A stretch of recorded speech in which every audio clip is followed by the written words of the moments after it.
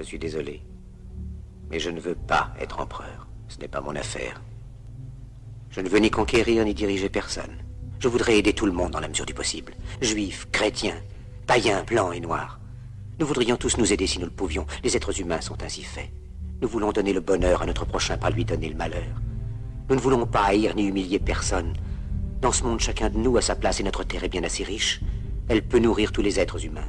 Nous pouvons tous avoir une vie belle et libre. Mais nous l'avons oublié. L'envie a empoisonné l'esprit des hommes, a barricadé le monde avec la haine, nous a fait sombrer dans la misère et les effusions de sang. Nous avons développé la vitesse pour nous enfermer en nous-mêmes. Les machines qui nous apportent l'abondance nous laissent dans l'insatisfaction. Notre savoir nous a fait devenir cyniques. Nous sommes inhumains à force d'intelligence. Nous ne ressentons pas assez et nous pensons beaucoup trop. Nous sommes trop mécanisés et nous manquons d'humanité. Nous sommes trop cultivés et nous manquons de tendresse et de gentillesse. Sans ces qualités humaines, la vie n'est plus que violence. Et tout est perdu. Les avions, la radio nous ont rapprochés les uns des autres. Ces inventions ne trouveront leur vrai sens que dans la bonté de l'être humain, que dans la fraternité, l'amitié et l'unité de tous les hommes. En ce moment même, ma voix atteint des millions de gens à travers le monde. Des millions d'hommes, de femmes et d'enfants désespérés, victimes d'un système qui torture les faibles et emprisonne les innocents. Je dis à tous ceux qui m'entendent, ne désespérez pas. Le malheur qui est sur nous n'est que le produit éphémère de l'avidité, de l'amertume de ceux qui ont peur des progrès qu'accomplit l'humanité. Mais la haine finira par disparaître, et les dictateurs mourront, et le pouvoir qu'ils avaient pris au peuple va retourner au peuple.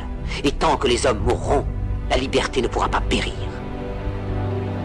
Soldats, ne vous tenez pas à ces brutes, à une minorité qui vous méprise et qui fait de vous des esclaves, en régiment toute votre vie, et qui vous dit ce qu'il faut faire et ce qu'il faut penser, qui vous dirige, vous manœuvre, se sert de vous comme chair à canon, et qui vous traite comme du bétail. Ne donnez pas votre vie à ces êtres inhumains, ces hommes-machines, avec une machine à la place de la tête et une machine dans le cœur. Vous n'êtes pas des machines, vous n'êtes pas des esclaves, vous êtes des hommes. Des hommes avec tout l'amour du monde dans le cœur. Vous n'avez pas de haine, sinon pour ce qui est inhumain, ce qui n'est pas fait d'amour. Soldats, ne vous battez pas pour l'esclavage, mais pour la liberté. Il est écrit dans l'évangile selon saint Luc, le royaume de Dieu est dans l'être humain, pas dans un seul humain, ni dans un groupe humain, mais dans tous les humains, en vous. Vous, le peuple, qui avez le pouvoir de créer les machines, le pouvoir de créer le bonheur. Vous, le peuple, en avez le pouvoir de rendre la vie belle et libre, le pouvoir de faire de cette vie une merveilleuse aventure. Alors au nom même de la démocratie, utilisons ce pouvoir. Il faut tous nous unir. Il faut nous battre pour un monde nouveau.